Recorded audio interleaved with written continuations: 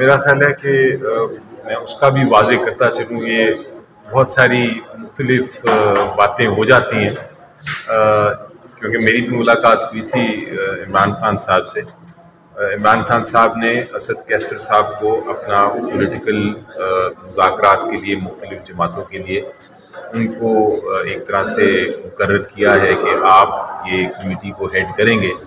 تو وہ اسد کیسر صاحب جس کو بھی لے جانا چاہیں وہ ان کا پھر اختیار ہے، کیونکہ ان کو یہ ایک دے دیا گیا ہے پورٹ فولیو، اور وہ اس کے لیے جس جماعت نے الیکشن کی دھاندلی کے اوپر بات کرنی ہے یا اس سے کوئی مظاہرے کرنے ہیں یا کوئی پروٹیسٹ کرنی ہے، اس کے لیے وہ بات کر رہے ہیں مختلف جماعتوں سے.